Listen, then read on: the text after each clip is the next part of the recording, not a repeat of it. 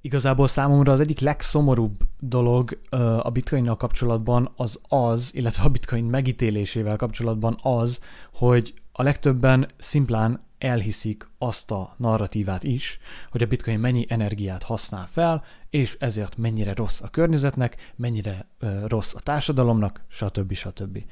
Tehát ez is egy olyan újabb mainstream média által előadott narratíva, ami nem lehetne távolabb igazából az igazságtól.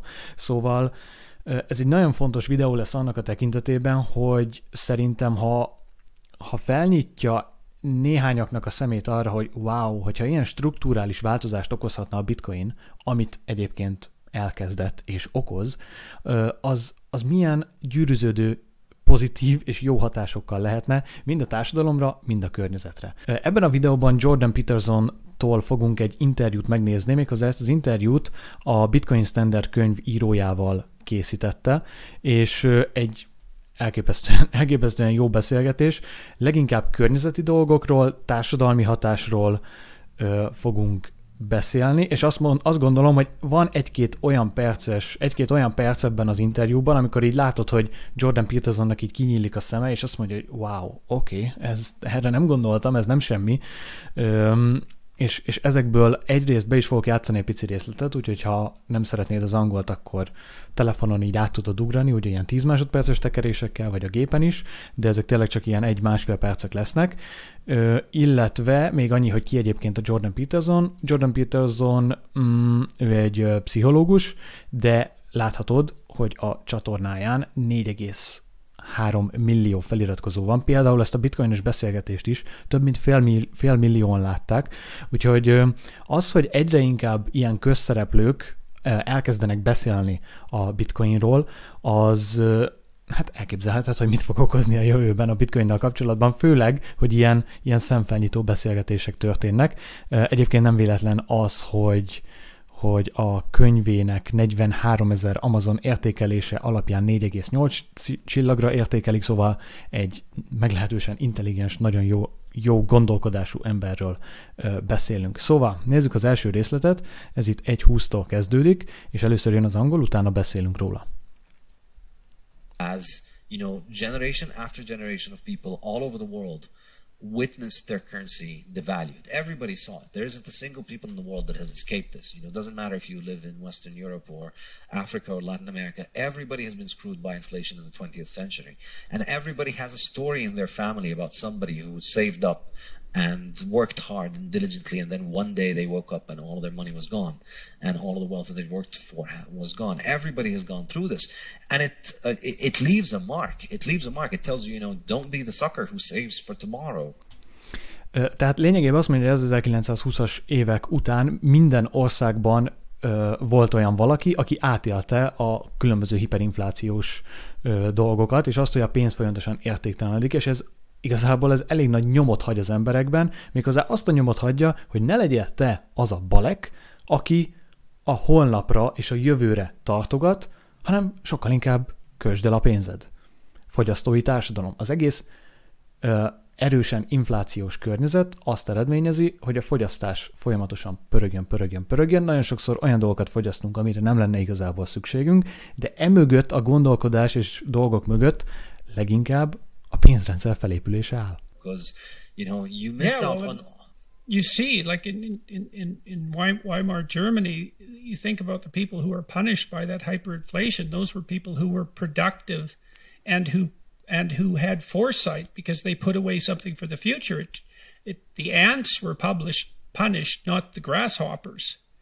And that's a terrible thing to do to a society, to take the most creative people who also have the ability to delay gratification and then to just cut them off at the knees for daring to do both of those things. You couldn't do a worse thing to a society in some sense than that. Azt mondja Peterson, hogy igazából nem tudsz ennél rosszabb dolgot tenni a társadalommal, mint hogy azokat bünteted, akik produktívak és a jövővel kapcsolatban gondolkodnak. To punish people for creativity, productivity, and the capacity to save instead of the pursuit of impulsive pleasure. So it is really a catastrophe. And so, it absolutely is. And maybe that's not much improved when it's a slow train wreck rather than a quick one. I mean, Tehát, hogy igazából ez egy katasztrófa. Ez egy katasztrófa, hogy azokat az embereket büntetjük, akik produktívak, kreatívak, és sokkal inkább a jövőbe tekintenének. Egész egyszerűen annak a folyamatnak, hogy a pénz egyre gyorsabban veszít az értékéből, és erről külön videóban szintén fogok beszélni, hogy mi országokban milyen inflációs számok vannak, és hogyan hazudnak az inflációs számokkal, mert van a CPI, ez a CPI index, amit sok helyen néznek, ez a Consumer Price Index, teljes mértékben nem a valóságot mutatja. Az inflációra ez kihoz valamit, de a valós infláció közel nem annyi. Mindegy, erről beszélni fogunk, de könnyen belátható az, hogy azoknál, akiket jobban befolyásol az infláció, tehát a szegény rétegeket, illetve azokat az országokat, ahol magas az infláció, ott az emberek a rendszer felépítése miatt nem képesek hosszú távon előre gondolkodni, mert csak azt látják, hogy a pénzük az értéktelenedik, nekik abból vásárolniuk kell, azt el kell költeni, és nem akarnak megtakarítani, mert konkrétan látják, hogy nincsen értelme.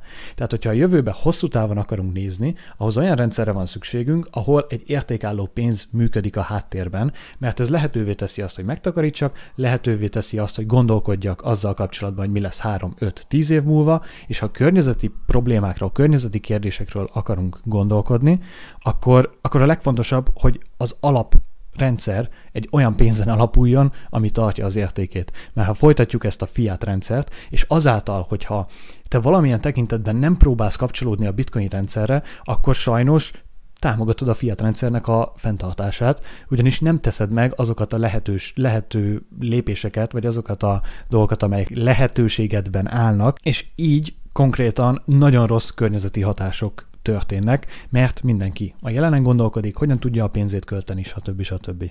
One of the problems that the people who are concerned about the environment and about global warming are trying to solve is they're trying to increase our sense of caring for, let's call it the planet, the environment, right? Global concern. Think globally, act locally. You're supposed to be taking all these other things into account and not consuming like a madman and despoiling the planet. But implicit in your argument, as far as I can tell, is that if you stabilize the currency so it can't be inflated and you make people's time horizon much longer, that they're going to be concerned about a far greater variety of things that are distal from them, like the environment, because they can. They're now able to do that instead of having to fight for short-term emergency survival continually.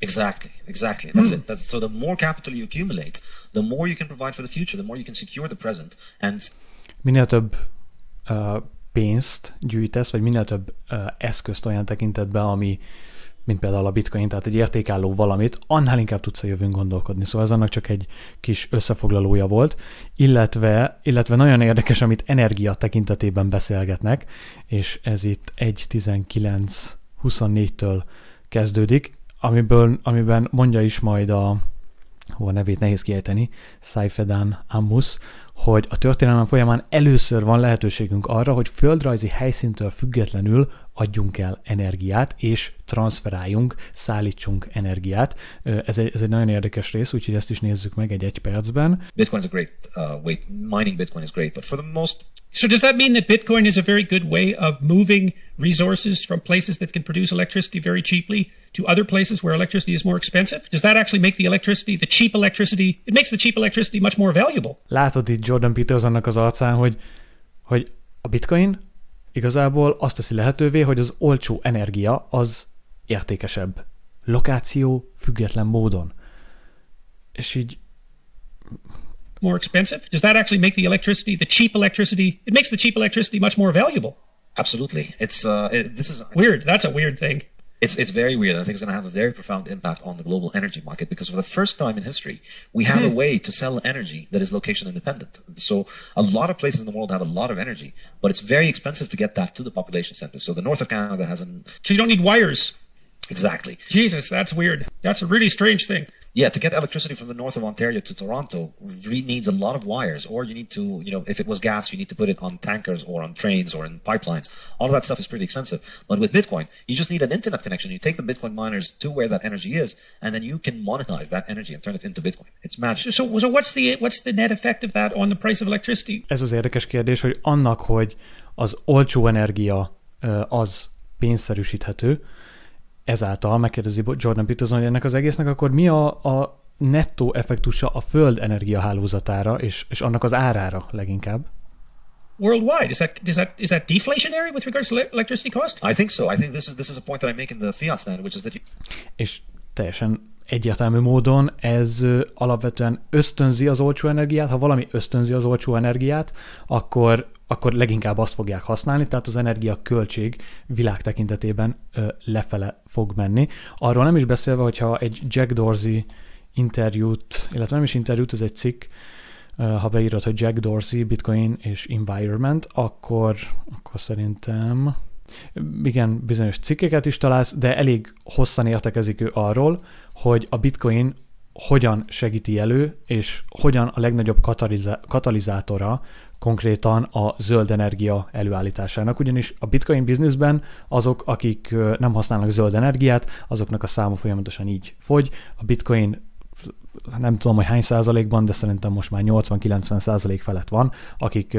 megújuló energiákat használnak, ugyanis ebben a bizniszben így lehet versenyképesnek lenni, tehát segíti a világ zöld energia termelődését. És minél többen csatlakoznak a Bitcoin hálózathoz, annál inkább nőni fog a zöld energia előállítása. Nyilván először Bitcoin hálózatok tekintetében, ami az egész világ energia árát le fogja hozni, és nem is ez a legfontosabb, hanem a legfontosabb az, hogy átállunk egy deflációs pénzre, ami az egész fogyasztói gondolkodást alakítja át, és az a pocséklás, az a fogyasztói társadalom, az, amiben ilyen tekintetben benne vagyunk, az nagyon nagy mértékben megváltozhat a Bitcoin által. Tehát lényegében a Bitcoin az első digitális pénz. Ezt a legtöbb videóban szeretem még egyszer kihangsúlyozni, vagy mindig kihangsúlyozni, mert nem volt még digitális pénzünk. Tehát akkora találmány kellős közepén vagyunk, amit tényleg így az emberiség sok ezer, tízezer éves történetét tekintve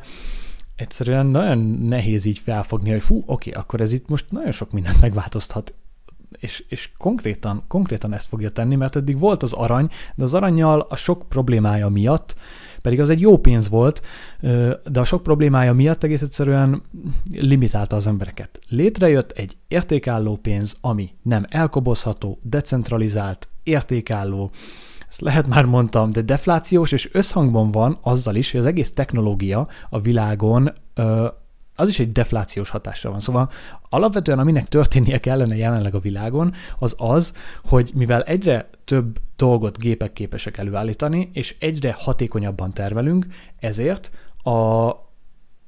konkrétan az a pénz, amit keresel, abból egyre több mindent kellene tudnod vásárolni. És igazából, hogyha Bitcoin tartasz, akkor ez is történik, és alapvetően ebbe az irányba megyünk, de hogyha fiat pénzed van, akkor azzal jelenleg teljes rablás történik, ugyanis az értékállóságát és a vásárlási erőt, azt, amit kivesznek igazából a zsebedből. Tehát összegezve én azt mondom, hogy ha Bitcoin tartasz, akkor jót teszel magadnak, mert egy jó helyre fekteted a pénzed, gyerekeidnek, a környezetednek, és egy fenntartható világépítésén dolgozol, a korrupciót pedig visszaszorítod. Továbbra is érdekel az, hogy milyen ellenvetések vannak a Bitcoinnal kapcsolatban. Ezeket próbálom én valamelyest lebontani, amennyire tudom, igazából úgy próbálom. Azok között, akik 48 órán belül kommentelnek ez alá a videó alá, 2-3 főt ki fogok választani, és küldök neki egy kis szolánát. Valószínűleg egy kis szolánát, igen. Azt, hogy mennyit, azt még eldöntöm. Valószínűleg 0,1 szolánát. Úgy gondolom, hogy 0,1 szolána azért lehet jó, mert hogyha a szolána valamikor el fogja érni az $1000, akkor az olyan igazából, mint hogyha elküldenék $100 nagyságrendű értéket. Nyilván ez most nem annyi, de tartsad a szolánát, és akkor majd jó lesz. Úgyhogy ez nagyjából egy ilyen 32 000 forint a jövőben. Oké. Köszönöm szépen a figyelmedet. A következő videó egész biztos, hogy arról fog szólni, hogy a különböző országokban milyen inflációs számokat látni, és arról fogok értekezni, hogy honnan jön a pénz a kriptóba, Bitcoinba, Ethereumba és a többi coinba, miért jön a pénz, és honnan jön, és hogy vajon mennyi pénz van már ebbe, vagy mekkora tér van a fejlődésre, és milyen lehetőség van az egész dologban. Úgyhogy ha ezek érdekelnek, akkor kérlek, iratkozz fel, kapcsold be a harangot, és bármi kérdésed van, szervezek kezdő kriptó találkozókat, szervezek mastermindos kriptó találkozókat, ezekről vagy a leírásban találsz dolgokat, vagy a leírásban található e-mail címre gabor.simko90@gmail.com, oda írhatsz, és ott adok meg több infót. Köszi a figyelmedet, peace, pacsi, szia!